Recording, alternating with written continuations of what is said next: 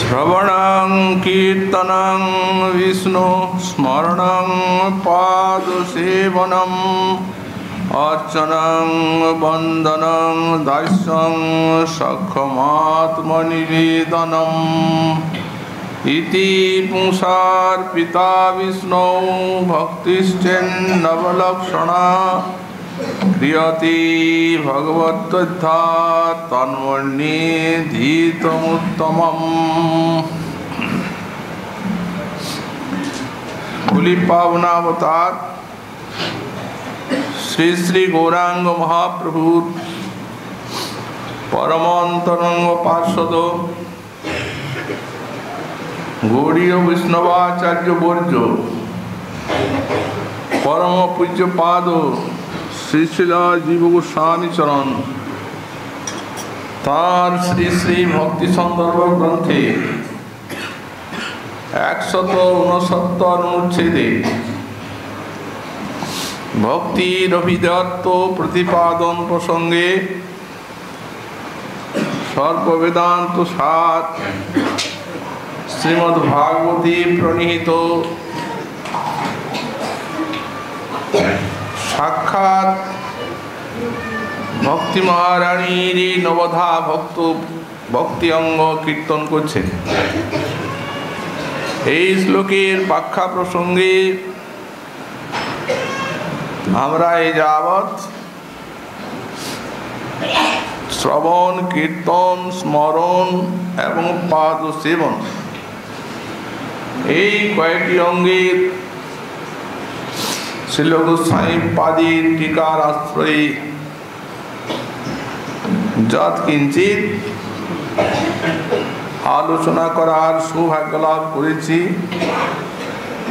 তারপরে অর্চনম। এখন অর্চনম শব্দের ব্যাখ্যায় বলছেন বিদ্যুক্ত পূজা। এখানে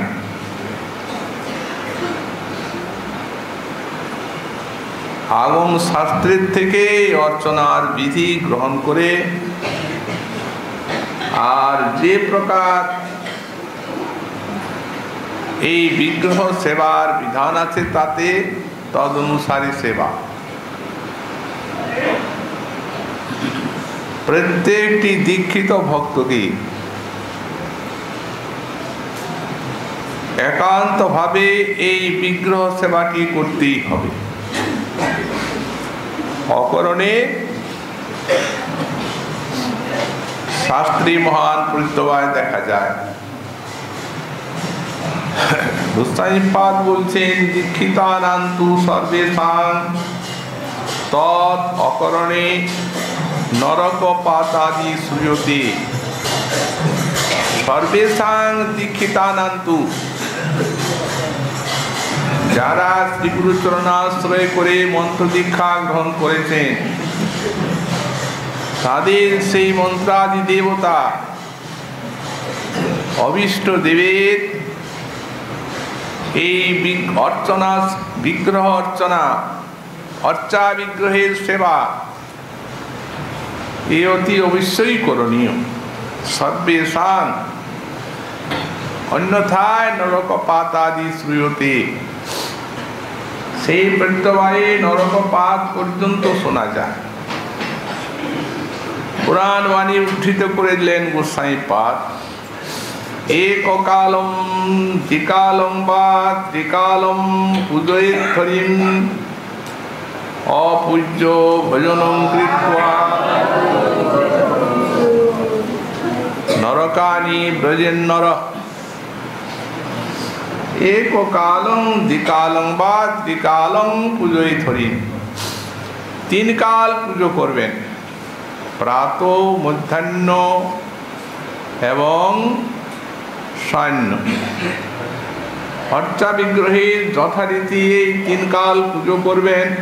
প্রাতঃকালে যথাবিধি অর্চনা, মধ্যাহ্নে অভিষ্ট দেবীর ভোগরাগ, যথারীতি সান্ধ্য আরতি এবং ভোগরাগাদি সম্পন্ন করবেন, শয়ন আদি পর্যন্ত।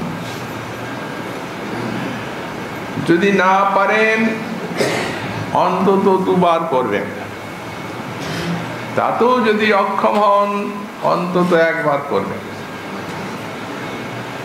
যদি একবারই না করেন, দীক্ষিত ব্যক্তি মন্ত্র দেবতার পুজো, তাহলে নরকানি ব্রজেন নর, তাহলে তার নরক প্রাপ্তি অনিবার্য। এই পুরাণ বাণীর দৃষ্টান্তে এই বিগ্রহ সেবা যে সকলেরই একমাত্র করণীয়, গোসাইপাদ তাই প্রতিপাদন করলেন। এবং আমরা বলেছি 8 প্রকার বিগ্রহের মধ্যে যে কোনো প্রকার বিগ্রহ, লেপ্যা লেখ্যা, লেখা মানে চিত্রপট, লেপ্য মানে লেপন করা, সৈকতি বালুকার মূর্তি, দারুময়ী, মৃন্ময়ী, শিলাময়ী, ধাতুময়ী, মনোময়ী এবং মণিময়ী, এই 8 প্রকার বিগ্রহের মধ্যে যে কোনো এক প্রকার বিগ্রহের সেবা করবেন। এবং যে বিগ্রহের সেবা করবেন সেই বিগ্রহের যথারীতি ওই প্রাণ প্রতিষ্ঠা অভিষেক পূর্বকেই বিগ্রহ সেবা আরম্ভ করবেন। কারণ ওই যে প্রাণ প্রতিষ্ঠার প্রক্রিয়া, তার দ্বারাই এই বিগ্রহের ভিতরে স্বয়ং ভগবানের পূর্ণতম অধিষ্ঠান ঘটে।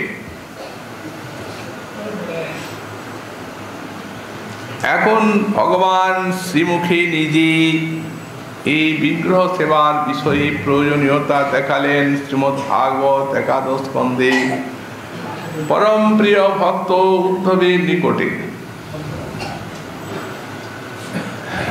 বললেন, চলাচলেতি দ্বিবিধা প্রতিষ্ঠা জীব মন্দিরম। হে উদ্ধব, আমার 2 প্রকার প্রতিমা, এক প্রকার চলা আর এক প্রকার অচলা। অর্থাৎ যে প্রতিমা ভক্তের প্রতি অনুগ্রহে মন্দিরে মন্দিরে ভ্রমণ করে সেবা গ্রহণ করেন তিনি চলা, এবং যে প্রতিমা এক স্থানে এক মন্দিরে থেকে সেবা গ্রহণ করেন তিনি হচ্ছেন অচলা। তো চলাই হন আর অচলাই হন, এই 2 প্রকার বিগ্রহেই জীব মন্দিরম প্রতিষ্ঠা জীব মন্দিরম। গোস্বামীপাদ বলেন এখানে প্রতিষ্ঠা মানে প্রতিমা। প্রতিমা না বলে প্রতিষ্ঠা বললেন কেন? ব্যাখ্যায় লিখলেন, প্রতিষ্ঠার দিনের থেকে তিনি সাক্ষাৎ সেই প্রতিমাতে অধিষ্ঠান হলেন, আর ভেদ ভাববার উপায় নাই। এই জন্য তুলে দিলেন প্রতিষ্ঠা মন্ত্র। মন্ত্র শক্তিতে ভগবান অধিষ্ঠান। প্রার্থনা করা হচ্ছে, যচ্চতে পরমম তত্ত্বম যচ্চ জ্ঞানময়ং বপু তৎসত্ত্বম একতলীনম মস্মিন দেহে বিবুদ্ধতাম। হে প্রভু, আজ থেকে, এই মুহূর্তের থেকে, যচ্চতে পরমম তত্ত্বম যচ্চ জ্ঞানময়ং বপু, তোমার যে পরম তত্ত্ব এবং তোমার যে জ্ঞানময় বিগ্রহ, তৎসর্বম একতলীনম, সব এই বিগ্রহের মধ্যে এসে একাকার হয়ে গেলে। এটি তুমি জানো, অস্মিন দেহে বিবুদ্ধতাম।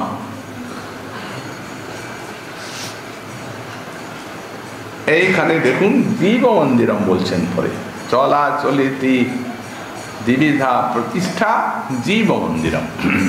दो प्रकार व्याख्या।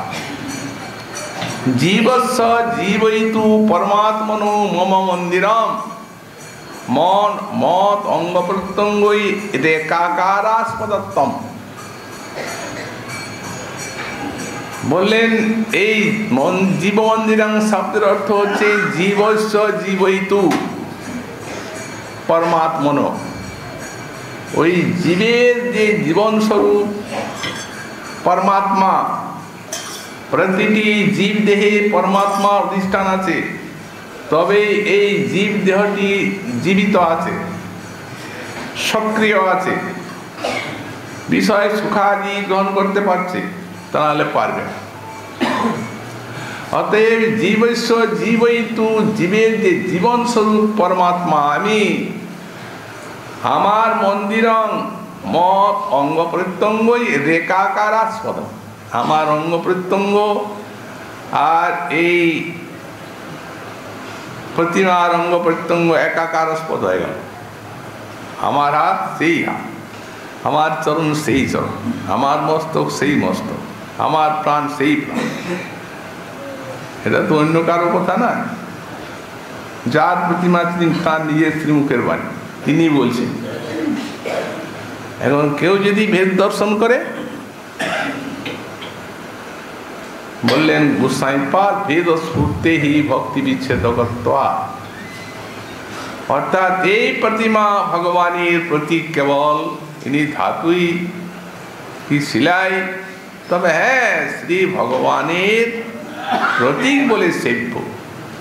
বলে এরকম ভেদ স্ফূর্তি হয় তো ভক্তি বিচ্ছেদ, আর ভক্তি থাকবে না। আর এক প্রকার ব্যাখ্যা করেছেন এই জীব মন্দিরম শব্দের ব্যাখ্যায়, বললেন অখিল জীবের যে অধিষ্ঠান আমি, আমার এই প্রতিমা হচ্ছেন আমার বিগ্রহের সঙ্গে অভি, আমারই বিগ্রহ এটা। তো সুতরাং বেদ স্ফূর্তি ভক্তি বিচ্ছেদ করতে, আর বেদ স্ফূর্তি করবার উপায় নেই। করবেন কি করে? নিজে তো বলেই দিয়েছেন, আর সাক্ষাৎ প্রত্যক্ষ দৃষ্টান্ত রূপে দেখিয়েও দিয়েছেন। কেবল বেদের বাণী না, ভাগবতের বাণী কেবল মুখে বলেন নাই, দেখিয়ে দিয়েছেন। যখন সাক্ষী গোপাল সাক্ষ্য দেবার জন্য যখন বঙ্গদেশে গেলেন ব্রাহ্মণের প্রার্থনায়, সাক্ষ্য তো দিলেন। সেখানে সেই দেশ যখন ওই উড়িষ্যা দেশের রাজা অধিকার করে নিলেন, তখন প্রার্থনা করলেন, ঠাকুর তুমি আমার রাজ্যে চলো। ভক্তবৎসল ভগবান আজ্ঞা দিলেন, নিয়ে চলো। এখনো সাক্ষী গোপাল বিরাজমান উড়িষ্যার দেশে। মহামহোৎসব হলো, মন্দির প্রতিষ্ঠা করে মহারাজ রাজরানী সেই উৎসবে যোগদান করেছেন।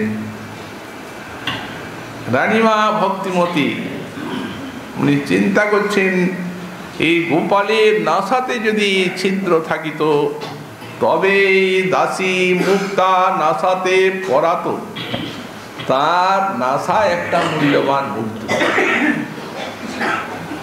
তিনি ভাবছেন, তিনি তো বিগ্রহ কি জানি নাকে ছিদ্র যে বিগ্রহ গঠন করেছে সে করেছে কিনা, এই জন্যে যদি বলছে গোপালের নাসাতে যদি ছিদ্র থাকে, কিন্তু দেখেন নাই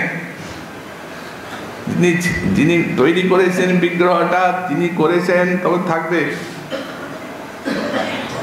তবে এই দাসী মুক্তা নাসাতে পড়া। স্বপ্নে গোপাল এসে হাজির, ভক্তের সেবা নেওয়ার জন্য তারও অধিক আগ্রহ। উনি প্রীতির সঙ্গে দিতে চাচ্ছেন, অতিশা আকাঙ্ক্ষা নিয়ে এই প্রীতি দত্ত ভার এসে বলছেন, তুমি বলছো যে যদি থাকতো, যদি কি? তুমি জানো না শিশুকালে মাতা মোর এই নাসা ছিদ্র করি আর মুক্তা পরাইয়া ছিলা বহু যত্ন করি।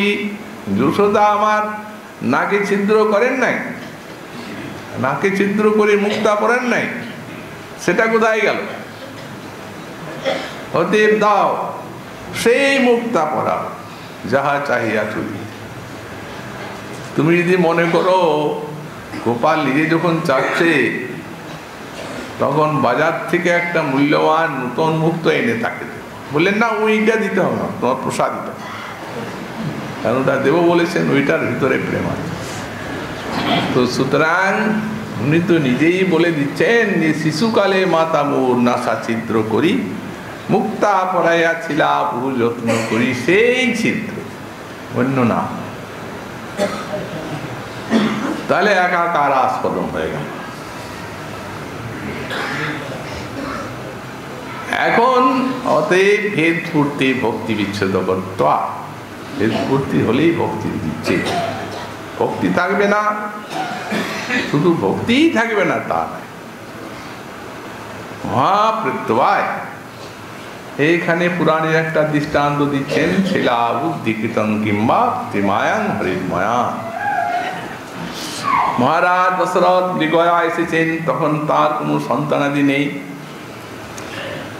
সেই সময়ে বনে একটি ঝর্ণাতে এক ব্রাহ্মণ বালক, মুনি বালক জল নিচ্ছে। তার পিতা অন্ধ, সে অন্ধ ঋষির পুত্র, তার নাম শ্রবণ কুমার। পিতা তৃষ্ণার্ত, তাকে জল নিয়ে দেবে, সেই জল পড়ছে কলসিতে। এখন জঙ্গল তো, সেই ঝর্ণায় নিশ্চয়ই কোনো হরিণ জল খাচ্ছে, চক চক চক চক শব্দ হচ্ছে। মহারাজ দশরথ শব্দবেদী বাণ ছেড়েছেন, ও বাণটা দেখেন নাই, কিন্তু যেখানে শব্দটা আসছে তাকে ভেদ করবি, বাস ব্রাহ্মণ বালকে লেগে গেছে। এই হরিণ শিকার করেছেন বলে যে দেখছেন ব্রাহ্মণ কুমার মৃত, সর্বনাশ, কি করতে কি করলাম, বজ্রাঘাত হয়ে গেল। এখন করবেন কি? যার সন্তান তার নিকটে পৌঁছাতে হবে। তখন সেই মৃত সন্তানকে নিয়ে তিনি চলে গেলেন মুনি বালককে নিয়ে। অন্ধক মুনি বসে আছেন অসহায়, ওই সন্তানই অনেক দেরি হয়ে গেল। বৎস শ্রবণ কুমার পিপাসায় কাতর, তুমি এত দেরি করে এলে। তখন মহারাজ দশরথের আর মুখে কথা আসছে না, কিন্তু কি করবেন, উত্তর তো দিতেই হবে। বললেন, হে মুনিবর, এ তোমার শ্রবণ কুমার নয়, শ্রবণ কুমারের হত্যাকারী দুর্ভাগা মহারাজ দশরথ। এই কথা এমনি বলেছেন তেমনি একবারই এত রোদন করতে লাগলেন। মুনি মাথায় বুকে করাঘাত করে, হায় একটি সন্তান, অন্ধ আমি, কেউ চলে গেল। মহারাজ তুমি বুঝলে না যে এই পুত্রের কি শোক, অতএব যাও, তোমাকেও পুত্র শোকে মরতে হবে। অভিশাপ দিল। ওনার তো সাপে বর হয়ে গেল, ওনার ছেলেই নাই এখন, অথচ বার্ধক্য আগত, প্রায় পোড়া অবস্থা। বললেন, যাই হোক, আপনার এটা পর, আমার সন্তান তো হবে, তারপরে মরতে হয়, আর যা হয় পরে সেটা দেখা যায়। উনি তো চলে গেলেন, সেই কথায় সান্ত্বনা পেয়ে এনে বিলাপ করতে লাগলেন। হা পুত্র, হা পুত্র, ওহো, আমি তো জ্ঞাতসারে, এই জন্মে আমি তো এমন কোনো অপরাধ করিনি যাতে অন্ধ অবস্থায় আমার একমাত্র সন্তান সে এইভাবে আমায় ছেড়ে চলে গেল। তখন বিলাপ করতে করতে একটা বলেছেন, পূর্বজন্মে নিশ্চয়ই কিছু অপরাধ ছিল, তা না হলে এমন হবে না। সেই তখন বলেছেন, শিলা বুদ্ধি কীর্তন কিংবা প্রতিমায়াং হরির ময়া। আমি কি কোনো জন্মে শ্রী ভগবানের প্রতিমাতে শিলাবদ্ধ করেছিলাম, যার জন্য আমার এই প্রকার পুত্রশোক ভোগ করতে হলো এই বার্ধক্যে অন্ধ অবস্থায়। এটি বিকৃত করে গোস্বামীপাদ বলছেন সুতরাং দেখুন, উনি নিজেই ভগবান বলছেন আমাতে এবং প্রতিমাতে কোনো ভেদ নেই। আর আমরা যদি ভেদ করি তাহলে কেবল যে ভক্তি বিচ্ছেদ তাই নয়, কিন্তু দারুণ প্রত্যয়, এই রূপ প্রত্যয় হয়। অতএব ভক্ত মহানুভাব প্রতিমান হো তুমি সাক্ষাৎ ব্রজেন্দ্র নন্দন। ভক্ত লাগি করো তুমি অকার্যকরণ, তুমি সাক্ষাৎ ব্রজেন্দ্র নন্দন। এই গানে যদি সেবাটা করা হয় তাহলে সেবাটিও তার সাসঙ্গ ভজনময় হয়ে উঠবে। প্রত্যেকটি ভজনাঙ্গ দু প্রকার, একটি অনাসঙ্গ ভজন আর একটি সাসঙ্গ ভজন। এখানে আসঙ্গ শব্দের অর্থ হচ্ছে আসক্তি, প্রাণের আসক্তিপূর্বক ভজনগুলি করার উপদেশ সাধু শাস্ত্রে। আসক্তি নিয়ে ভজন করে। অনাসঙ্গ ভজন অর্থাৎ যন্ত্রবৎ ভজন, মন অন্যত্র ছড়িয়ে আছে, ভজনাঙ্গে কোনো আসক্তি নেই, আর ভজন করে চলেছেন যন্ত্রের মতো। এই অনাসঙ্গ ভজনে বহুকাল ভজন করলেও প্রেম লাভ সুদূর পরাহতই হয়। এই জন্য ভক্তকে যদি প্রেম লাভ করতে হয় তাহলে সাসঙ্গ ভজন করতে হবে। যেহেতু আমাদের প্রত্যেকটা ভজনাঙ্গ যাতে আসক্তিপূর্ণ সাসঙ্গময় হয়ে ওঠে, সেইভাবেই তো ভজন। আর ভগবানের দিক দিয়ে তো কোনো কৃপার কার্পণ্য নেই। উনি নিজেই বলছেন আমি নিজেই এসেছি প্রতিমার। অতএব ভজন সাধন করে আর যখন ভক্তি সিদ্ধি হবে, প্রেম সিদ্ধি হবে, তখন ভগবানের সাক্ষাৎ সেবা পাবো। এই তো সাক্ষাৎ সেবা পেয়ে গেছেন, আবার উনি বলছেন এটা আমি তখন। তো সুতরাং ভজনটি সরস, এই অর্চনাঙ্গ ভজনটি আশ্চর্য এবং মধুর হয়ে ওঠে। গোস্বামীপাদ গণির প্রদত্ত খাদ্য সঙ্গ ভক্ত ভোজন করেছেন, কত কথা বলেছেন। এই বিগ্রহ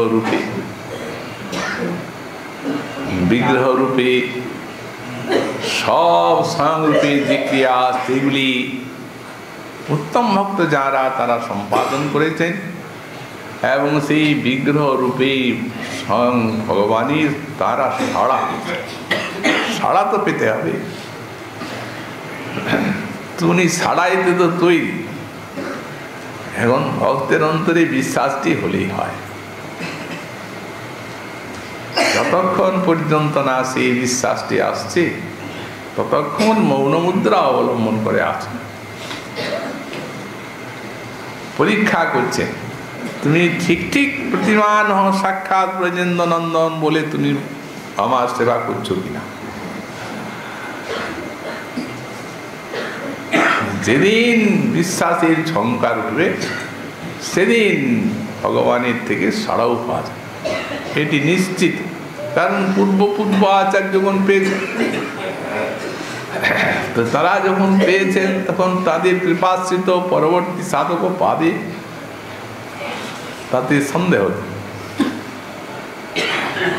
যাই হোক, আজকে আমাদের প্রেমের মূর্তি তাই চাঁদি প্রেমের বিগ্রহ শ্রী শ্রী নরোত্তম ঠাকুর মহাশয়ের তিরোধান বা আরাধনা দিবস। এইখানে তার এই আরাধনা দিবস উপলক্ষে অধিবাস কীর্তন এবং শ্রী শ্রী বৈষ্ণব সেবা সূচক কীর্তন আদি সম্পন্ন হয়েছেন। তাই এই স্থানে আমরা শ্রী ঠাকুর মহাশয়ের অমৃত এক বিন্দু আস্বাদন করতে চাই। ঠাকুর মহাশয় সাক্ষাৎ নিতাই চাঁদের প্রেমের মূর্তি। নিতাই চাঁদির প্রেমী এই ঠাকুর মহাশয় রূপে অবতীর্ণ।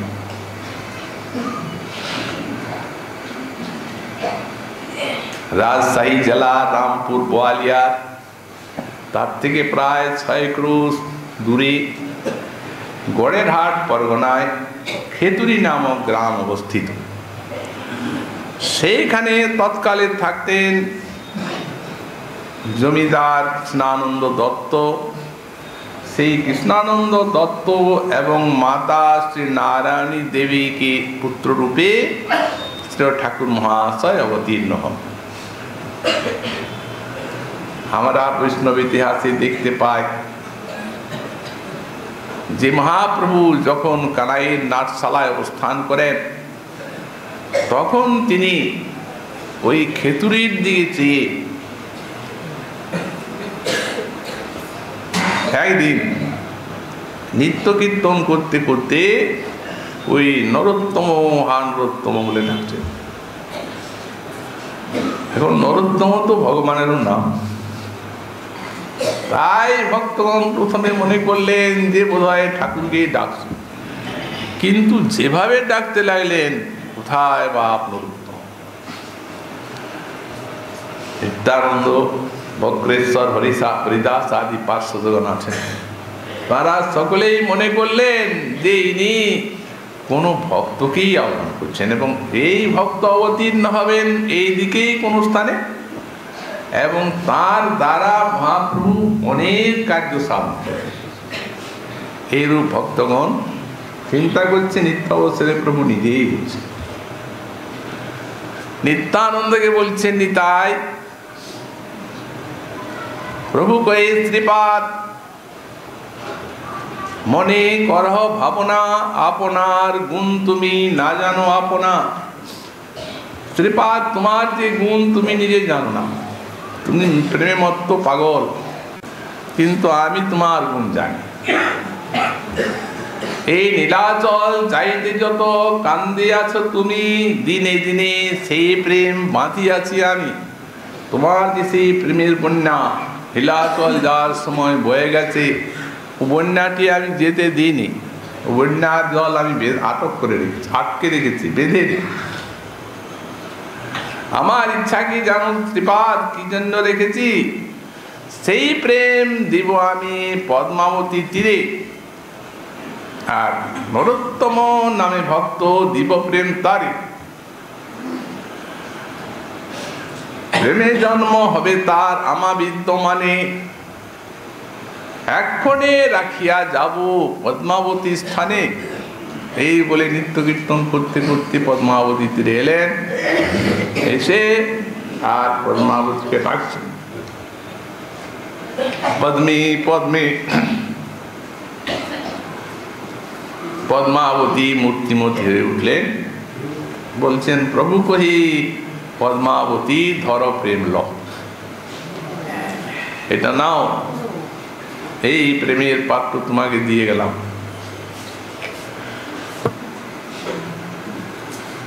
নরোত্তম নামে ভক্ত তারে প্রেম দিহ। পদ্মাবতী কহে প্রভু করি নিবেদন, কে বা নরোত্তম তাহা জানিব কেমনে। তখন প্রভু বলছেন, যাহার পরশে তুমি অধিক উছলিবা সেই নরোত্তম। প্রেম তারে তুমি দিবা, যে স্নান করতে এলেই উচ্ছলিত হয়ে উঠবে তোমার জল, আপনার চিনতে পারবে, তাকে দিয়ে। তারপরে স্নানান্তি নিত্য কীর্তন হুঙ্কার গোড়াগড়ি অদ্ভুত সে আদেশ। এইভাবে তো প্রেম থাকলো। ঠিক প্রভুর অন্তর্ধানের সমসাময়িক কাল, এখন সেই রাজা কৃষ্ণানন্দের পুত্ররূপী মাঘী পূর্ণিমার গোধূলি লগ্নে শ্রী ঠাকুর মহাশয় আবির্ভূত হলেন প্রেমের গুরুতে। দিনে দিনে শশীকলার মতো বাড়তে লাগলেন। সময় এলো তাঁর অন্নপ্রাশনে। তখন রাজা তো মহামহোৎসবের অনুষ্ঠান করলেন কৃষ্ণানন্দ। বিবিধ প্রকার সব অন্ন তৈরি করে নরোত্তমের মুখে দিবেন, মুখে দিলে পাবেন। তখন এই দৈবজ্ঞ এসে বলছেন রাজন ওইভাবে হবে না, এই ছেলে ঠাকুরের প্রসাদ ছাড়া খাবে না। ওনার তো সেই বিগ্রহ পরম্পরা পুরুষানুক্রমে আছেন রাধাকৃষ্ণের যুগল সেবা, সেই প্রসাদ আনলেন, এনে দিয়া মাত্র খেতে লাগলেন। তখন মহারাজ বলে দিলেন, কৃষ্ণানন্দ সকলকে জানিয়ে দিলেন যে আজ থেকে আমার ছেলেকে প্রসাদ ছাড়া অপ্রসাদী কোনো জিনিস কেউ দিতে পারবে না, যা দেবে ঠাকুরকে নিবেদন করে দেবে। তারপরে উপনয়নের পর আরম্ভ হইল বিদ্যা আরম্ভ। এখন এমন প্রতিভা, যেমনি রূপ লাবণ্য অসাধারণ অলৌকিক, তেমনি প্রতিভা, তেমনি মধুর সরল বাণী, তেমনি এই ত্যাগ বৈরাগ্য হরিনামে রুচি বিগ্রহে আসক্তি এর সহজাত সম্পত্তি বলে নিয়েই জন্মেছিল। বিদ্যা অধ্যয়নে দেওয়া হলো। এখন খুব স্বল্পকালের মধ্যে এত তীক্ষ্ণ বুদ্ধি তাঁর, যে সংস্কৃত বিদ্যায় সব সাহিত্যাদি দর্শনাদি পরম নৈপুণ্য লাভ করলেন। তারপরে এখন ওই গ্রামে থাকতেন কৃষ্ণানন্দ বলে এক মহাপ্রভুর ভক্ত, ওই তাঁর সঙ্গ করতেন ঠাকুর নরোত্তম। ওই তাঁর নিকটে মহাপ্রভুর কথা শুনতেন। আর মহাপ্রভু তখন অপ্রকট হয়ে গেছেন, ভুলুণ্ঠিত হয়ে রোদন করতেন, যে এত মধুর লীলা যার সেই লীলার দেখতে পেলাম না, মূর্ছিত হয়ে পড়তেন। এই রূপ কিছুদিন হতে হতে একদিন স্বপ্নে দেখছেন নিতাই চাঁদ এসে বলছেন, নরোত্তম তুমি কাল সকালেই পদ্মাতে স্নান করতে যেও, সেইখানে তোমার জন্য প্রভু প্রেম রেখেছেন, সেই প্রেম তুমি গ্রহণ করো। প্রাতঃকালেই গেলেন পদ্মাতে। যেমনি পদ্মাতে নেমেছেন তেমনি জল উছলে উঠেছে। পদ্মা চিনতে পারলেন, প্রভু বলে রেখেছেন, দিয়ে দিলেন প্রেম। যেমনি একবারে প্রেম দিলেন, একবারে বর্ণের পরিবর্তন হয়ে গেল। আর বারবার প্রেমেন্দ্র ছাপ উন্মাদ, হরিনাম কীর্তন করতে করতে, নৃত্য করতে করতে পাগল। সেই অবস্থায় যখন গৃহে এলেন, তখন কৃষ্ণানন্দ মনে ভাবছেন, বলেন এই ছেলে পাগলই হয়ে গেল। প্রথমের থেকেই তো চিন্তার মধ্যে ছিলেন, লক্ষণগুলি দেখে ভক্তবৃন্দ সব পরমানন্দ লাভ করলেন। আর কি রোদন, প্রভু লীলা দেখতে পেলাম না দিন রাত। হঠাৎ যেমন মহাপ্রভু স্বপ্নে এসে সপার্শ্বদে দর্শন দিচ্ছে, নিত্য কীর্তনময় লীলা ফুটে উঠল। তারপরে মহাচরণে লুটিয়ে পড়লেন নরোত্তম। মহাপ্রভু মাথার উপরে চরণ দিলেন, দিয়ে যাও বৃন্দাবনে চলে যাও, সেইখানে লোকনাথ গোস্বামী তাঁর কৃপা লাভ করে দীক্ষা নিয়ে ধন্য হও। আর নিতাইয়ের হাতে দিলেন। নিতাই ও কোলে নিয়ে আর তাকে বৃন্দাবন যেতে আজ্ঞা করলেন। তারপরে উনি অদ্বৈতাচার্যকে দিলেন, উনিও আলিঙ্গন করে বৃন্দাবন আসার আদেশ দিলেন। স্বপ্ন ভেঙে গেল। পরমানন্দে শ্রী নরোত্তম ঠাকুর মহাশয় বৃন্দাবন যাত্রা করবেন, কিন্তু উপায় তো নাই। এখন মাতা পিতার একমাত্র সন্তান, অঞ্চলের নিধি, প্রাণের প্রাণ, তারা ছাড়বেন কি করে? কিন্তু ঠাকুরের ইচ্ছা, ওই যে স্থানটা, ওই স্থানটি ছিল একটা অহিন্দু জাগিরদারের অধীনে। এখন জায়গিরদার শুনেছে যে কৃষ্ণানন্দের যে ছেলে যেমনি রূপ লাবণ্য, তেমনি কান্তি, তেমনি প্রেম, অতএব উনি বললেন আমি দেখতে চাই তোমার ছেলেকে, পাঠাও। এখন কি করা, তখন তো মুসলমানের দায়িত্ব, সব সাজিয়ে নরোত্তম ঠাকুরকে সঙ্গে পাহারা লোকজন দিয়ে পাঠিয়ে দিলেন। এক জায়গায় মহাপ্রভুর ইচ্ছাতে সকলেই ঘুমিয়ে পড়েছেন গভীর, আর ওনার হৃদয়ে সেই কখন বৃন্দাবন যাবে, এই তো সুযোগ। পলায়ন করতে করতে দিগবিদিক জ্ঞান শূন্য হয়ে 15 দিন চললেন। তারপরে নিশ্চিন্ত হয়ে রাজপথ ধরলেন, ধরে ধীরে ধীরে বৃন্দাবনে এসে মুদ্রায় উপনীত হলেন। মনে বড় আকাঙ্ক্ষা রূপ সনাতন শ্রীজীবের চরণ দেখবে, কিন্তু সেইখানে এক ব্রাহ্মণ তিনি শুনিয়ে দিলেন যে রূপ সনাতন অদর্শন হয়েছে। আবার মূর্ছায় রাত্রি রূপ সনাতন দর্শন দিয়ে স্বপ্নে তাকে ধৈর্য দান করলেন এবং বৃন্দাবনে যেতে আদেশ করলেন। আর এদিকে শ্রীরূপ গোস্বামী শ্রীজীব গোস্বামীকে স্বপ্নাদেশ করলেন যে নরোত্তম আসছে, অতএব তুমি তাকে তার সঙ্গে দেখা করে আর ওই লোকনাথ প্রভুর দ্বারা দীক্ষা দিতে হবে। তখন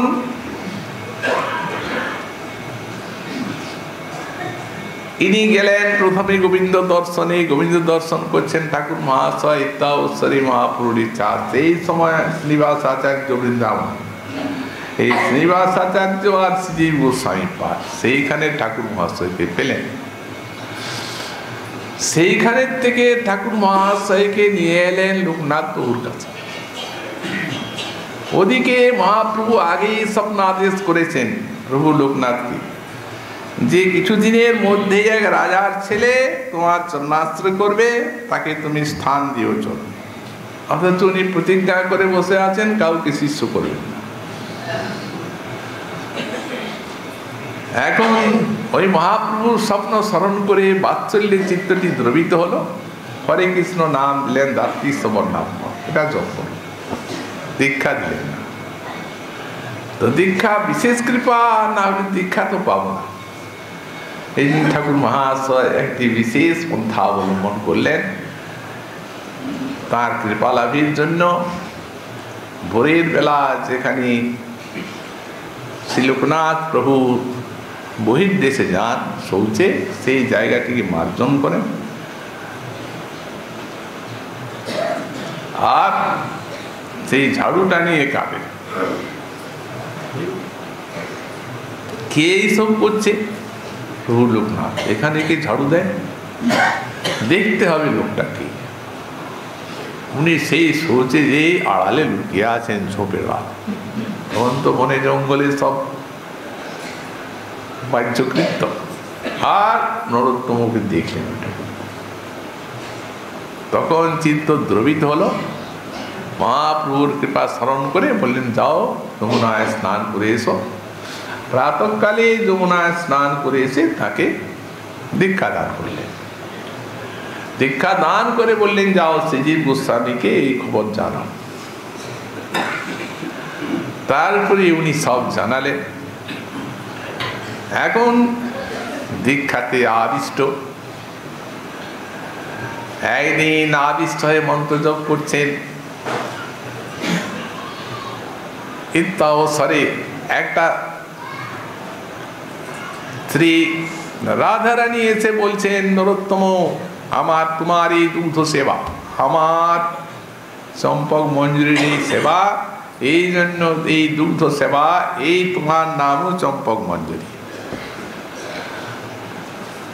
তখন শ্রীজীব গোস্বামীকে এসে জানালেন, উনি দেখলেন এবং ভজন সিদ্ধি হয়ে গেছে। সেই খবর সব প্রভু লোকনাথ প্রভু শুনলেন, পরমানন্দ লাভ করলেন শিষ্যের ভজন সিদ্ধিতে। একদিন সেই দুগ্ধ আবর্তন করতে করতে এই পিঁপড়ের মতো আঙুলও পড়ত, মানে দুগ্ধ আবর্তনে হাতের বাইরের আঙুল পড়ত। সেই সময়ে শ্রীনিবাস আচার্য আবার সে এলেন, শ্যামানন্দ প্রভু, দুঃখী কৃষ্ণ দাস, এই তিন একটা যোগাযোগ, প্রেমের মূর্তি। এই শ্রীজীব গোস্বামীর এই তিন শিষ্য, শিক্ষা শিষ্য, রঘুনাথ প্রভুর কাছে ভাগবত অধ্যয়ন করলেন ইনি, শ্রীজীব গোস্বামীর কাছে স্বচ্ছন্দর্ভ পড়লেন, সনাতন গোস্বামী বিনোদ ভাগবতামৃত পড়লেন, নরোত্তম ঠাকুর, শ্রী শ্রীনিবাস আচার্য, দুঃখী কৃষ্ণ দাস, তিনিও রাধারানীর কৃপা লাভ করলেন, কুঞ্জিয়ে নুপুর পেয়ে গেলেন ঝাড়ু দিতে দিতে, ললিতা এসে নুপুর চাইলেন রজবালার বেশে, উনি বললেন যার নুপুর তাকে পরিয়ে। রাধারানী চরণে পড়ালেন, সিদ্ধি লাভ করলেন। তখন ভক্তগণের সঙ্গে, বৈষ্ণবগণের সঙ্গে যুক্তি করে শ্রীজীব গোস্বামীর পাদ এনাকে ঠাকুর মহাশয় উপাধি দিলেন, আর ওনাকে শ্যামানন্দ প্রভু এই উপাধিতে ভূষিত করা হল। তারপর সেই সময় রাঘব পণ্ডিতকে নিয়ে যে চুরাজ কোষ বন ভ্রমণ করেছেন এরা, সে ভক্তি রত্নাকরে পঞ্চম তরঙ্গে বর্ণিত আছে। সেই মহাপ্রভুর স্মৃতি, তিনি তো চুরাজ কোষ বন ভ্রমণ করেছেন, সেই স্মৃতি বুকে নিয়ে আর সেই আবেশে এই প্রকারে এই বনদর্শন লীলা হলো। গোস্বামীগণ যে সমস্ত অমূল্য গ্রন্থ রচনা করে রেখেছেন, সেগুলি বাংলাদেশে প্রচারের ভার এই তিন শিষ্যকে শ্রীজীব দেবেন। সব গোস্বামীপাদ উনির সঙ্গে যুক্তি সব স্থির হলো যে এই গ্রন্থ বঙ্গদেশে যাবে। 4টা শকট তৈরি করা হলো, 10 জন প্রহরী, আর সেই বঙ্গদেশে যেতে লাগলো। মহামূল্যবান সব গ্রন্থ হাতে লেখা গোস্বামীপাদ গুলি, প্রেমময় অক্ষর, যাহা মন তো আর ছাপাখানা নেই যে মুদ্রিত হয়ে আর সেই প্রচারিত হবে। তারপর গ্রন্থ তো ঠিকই এলো। বন বিষ্ণুপুরের রাজা তখন দস্যু, তার লোকজন মনে করলো খুব ধনদৌলত মণিমাণিক্য হয়তো আছে, অপহরণ করে নিল। ঘুমন্ত অবস্থায় যখন গ্রন্থ চুরি গেল, একবারে জাগরিত হয়েই মূর্ছা। তখন একটা আকাশবাণী হলো, গ্রন্থ পাবে ওই বন বিষ্ণুপুরের রাজা বীর হাম্বীরের কাছে। তারপরে আচার্য গেলেন, সেখানে গ্রন্থ উনি ধন দৌলত বলে খুলেছেন, সেই গ্রন্থ দেখেই পাগল প্রেমে। ঠিক সেই সময় আচার্য যে দেখা করলেন, তখন উনি শুনালেন ভ্রমর গীত, অপূর্ব ব্যাখ্যা। তো ভ্রমর গীতের ব্যাখ্যা শুনে আর তিনি তখনই তাঁর শিষ্যত্ব গ্রহণ করলেন, বীর হাম্বীর। এদিকে ছিল ঠাকুর মহাশয়, গ্রন্থ তো উদ্ধার হয়ে গেল প্রচারের জন্য। উনি গেলেন সেইখান থেকে নবদ্বীপে মহাপ্রভু লীলাস্থান আদি দর্শন করলেন। সব লীলাস্থান দর্শন করে, সব ভক্তগণের নিকটে সব লীলা শ্রবণ করে, আর তারপরে খেতুরিতে এলেন। যখন আসেন তখন প্রভু গুরুদেব তিনি আদেশ দিয়েছেন যে যাও, তুমি যেমন শিবের আজ্ঞায় গ্রন্থ প্রচার করবে, তেমনি বিগ্রহ সেবা প্রচার করবে, তেমনি তুমি ভক্তি প্রচার করবে আর কীর্তন প্রচার করবে। তো এই যে নরোত্তম ঠাকুর, শ্রীনিবাস আচার্য আর শ্যামানন্দ প্রভু, বৈষ্ণব শাস্ত্রে যেমন বিশাল পণ্ডিত, তেমনি কণ্ঠে একেবারে বিদ্যাধরের অদ্ভুত, কীর্তনে যেমনি তেমনি বিদ্যা, শাস্ত্র ব্যাখ্যা কোনো অংশে কম নেই মহাপ্রভুর বাদ। এখন ঠাকুর মহাশয় খেতুরিতে এসে আর স্বয়ং নিজে গরানহাটির আগের প্রবর্তন আসছে, কি কীর্তন, একেবারে পাগল। ওদিকে মনে মনে চিন্তা জাগে যে গুরুদেব যে বলেছেন বিগ্রহ সেবা প্রচার, সেটা আর কি হবে? মহাপ্রভু স্বপ্নে আদেশ দিচ্ছেন, আমি বিপ্রদাস ব্রাহ্মণীর গোলাতে আমি আছি, ধান্যের গোলায় বিপ্রদাস ধান্যের গোলাতে অবস্থান করছি বিগ্রহ রূপে। তুমি সেখানে গেলেই তুমি পাবে, সেখানে অনেক সর্প আছে আমাকে পারানো, তুমি গেলেই সর্প পালিয়ে যাবে, আমাকে এনে আরো 5 বিগ্রহ প্রতিষ্ঠা করে আর সেবা করো। তখন আর ঘুম হলো না আনন্দে, প্রভুর আদেশ মহাপ্রভু পালন করালেন। কীর্তন করতে করতে ভক্তগণ সঙ্গে গেলেন, এত সাপ সেখানে হয়ে কেউ যায় সেই গোলায়। ঠাকুর মহাশয়কে দেখে অন্তর্ধান সাপ। আর যেমনি দ্বার খুলেছেন ধান্য গোলার, তেমনি একবারে ঝাঁপিয়ে এসেছেন গোলা বিষ্ণুপ্রিয়ার সঙ্গে। তারপরে মহাপ্রভু আদেশে আরো 5 বিগ্রহ স্থাপন করে, 5 বিগ্রহ নির্মাণ করে আর সব বিগ্রহ সেবা প্রতিষ্ঠা, বিগ্রহ সেবা প্রবর্তন করবেন। মহা মহা উৎসব, এটি ইতিহাস প্রসিদ্ধ খেতড়ি উৎসব। মানে সে সময়ে বঙ্গদেশে যত সব মহাপ্রভু পার্শ্বদ ছিলেন, এই উৎসবে নিমন্ত্রণ কেউ বাকি নেই, বিরাট উৎসব। ফাল্গুনী পূর্ণিমার দিনে বিগ্রহ 6 বিগ্রহের প্রতিষ্ঠা হলো।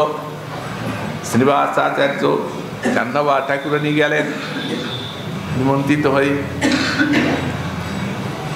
এখন পূর্ণিমার দিনে হবে, 10 দিন আগে পঞ্চমীর দিন থেকে শুরু হলো কীর্তন আর কথা আর নৃত্য। এই করে অধিবাস ফাল্গুনী পূর্ণিমার পূর্ব দিনে ঠাকুরানী নিজে অধিবাস কর্ত্রী হয়ে সব করালেন। পূর্ণিমার যেদিন সেদিন ওই শ্রীনিবাস আচার্য মহাযান হওয়ার আদেশে মহা অভিষেক করলেন প্রতিষ্ঠা বিগ্রহে। তারপরে সব অলঙ্কারে সাজিয়ে ফুলের মালা টালা বিগ্রহ একেবারে মূর্তিমান। তারপরে চলল কীর্তন প্রাঙ্গণে। কীর্তনে সেই কীর্তনের উন্মাদনায় সবার সাথে মহাপ্রভু যোগদান করলেন। দেখছেন সবাই কীর্তন চলছে, মহাপ্রভু নিত্যানন্দ অদ্বৈত আচার্য সব নৃত্য করছেন, কীর্তনানন্দে বিভোর। হঠাৎ আবেশে নৃত্য করতে করতে আর প্রভুকে দেখতে পাচ্ছেন না। তখন সব মূর্ছা, সবাই পার্শ্ব। তারপর মহাযান নবাব শ্রীনিবাস আচার্য ধৈর্য দিয়ে তারপরে এই দোল লীলা ইত্যাদি কীর্তন করা হলো। তারপর সায়ংকালী মহাপ্রভুর অভিষেক করা হলো, মহা অভিষেক। পরদিনে জাহ্নবা দেবী বিশাল সব রান্নাবান্না, অনেক লোকজন। এখন কত যে বৈষ্ণব আর কত যে মহোৎসব তার সীমা নেই। ওনার পিতৃপুত্র ঠাকুর মহাশয় উনি সব সমাধান করলেন, অর্থ সম্পদ সন্তোষ রায়। এই রূপে মহা উৎসব সম্পাদিত হলো। তারপরে জাহ্নবা ঠাকুরানী ওই স্থানের থেকে বিদায় নিয়ে এলেন বৃন্দাবনে। ঠাকুর মহাশয়কে সান্ত্বনা দান করলেন। তারপরে সেই নিত্য কীর্তনাদির সঙ্গে ওই বিগ্রহ সেবা অর্চনা আরাধনা চলতে লাগলো। আরো বলেছেন এই ভক্তি প্রচার করবে। তাই দিন ঠাকুর মহাশয় যাচ্ছেন গঙ্গা স্নানে। অবসরে হরিনাম আচার্য এবং রামকৃষ্ণ আচার্য 2 ভাই পরম পণ্ডিত, তারা ঠাকুর মহাশয়ের দর্শনে মুগ্ধ হয়ে আর তাঁর কীর্তনানন্দে বিমুগ্ধ হয়ে দীক্ষা প্রার্থনা করলেন। গঙ্গায় স্নান করে আর রামকৃষ্ণকে দীক্ষা দিলেন ঠাকুর মহাশয়, হরিনাম আচার্যকে দীক্ষা দিলেন শ্রী রামচন্দ্র কবিরাজ। এই করে গাম্বিলা নিবাসী গঙ্গানারায়ণ চক্রবর্তী বিরাট পণ্ডিত, তিনি তাঁদের বিদ্যা আর তাঁদের প্রেম আর তাদের আনন্দ উচ্ছ্বাস দেখে আর ঠাকুর মহাশয়ের চরণে আত্মসমর্পণ করলেন, তিনিও শিষ্য হয়ে গেলেন। এত সব যখন ব্যাপার, তখন ওই পাইকপাড়ার রাজা নরসিংহ রায়, হ্যাঁ ঠাকুর মহাশয় সে তো শূদ্র, আর এখন ব্রাহ্মণদের দীক্ষা শিক্ষা দিতে আরম্ভ করেছে। বহু সব ব্রাহ্মণকে দিয়ে শাক্ত সব তাদেরকে পরাভূত করার জন্য তর্কে সব গেলেন। তো এই গঙ্গানারায়ণ চক্রবর্তী আর রামকৃষ্ণ আচার্য তাদের কাছেই সব পরাস্ত হয়ে গেলেন। আর নির্বাক আর কোনো পণ্ডিত কিছু বলতে পারেন না। এদিকে স্বপ্নে দেবী শাক্ত রাজা খড়গ নিয়ে এসেছে। দুরাচার, তুই মহাবৈষ্ণব পরম বৈষ্ণবের এই প্রকারে সঙ্গে সমালোচনা করতে যাস, যা প্রাণের রক্ষা চাস তো তার চরণে শরণাগত হয়ে দীক্ষা গ্রহণ কর, আর তা না হলে তোর আর আশা নেই, এই খড়গে ছেদন কর। এখন তিনিও এসে শরণাগত হলেন। ব্রাহ্মণেরাও দীক্ষা শিক্ষা নিয়ে ধন্য হতে লাগলেন। তারপরে সেই সময়ে শ্রীনিবাস আচার্য আর রামচন্দ্র কবিরাজ বৃন্দাবনে আগমন করেন। এই বিরহ শুরু হয়ে গেল। রোদন আর রোদন, দিন রাত রোদন, আর মূর্ছা নিত্য কীর্তন আর রোদন। এই সময়ে এই যে মহাবিরহ ঠাকুর মহাশয়ের, এই সময়ে উনি ওই দুটি গ্রন্থ রচনা করেন, একটি প্রেম ভক্তি চন্দ্রিকা আর একটি প্রার্থনা। তাহলে বুঝে দেখুন এই গ্রন্থগুলি কোথার থেকে উঠেছে। সেই যে তার বিরহাবেশ, বিরহময় হৃদয়, এই তারই রসদগারে, এই জন্য তো এত মধুর আর এত তাৎপর্যপূর্ণ আর এত আকর্ষক, একবারে গৌড়ীয় বৈষ্ণব দর্শনের সারাংশ।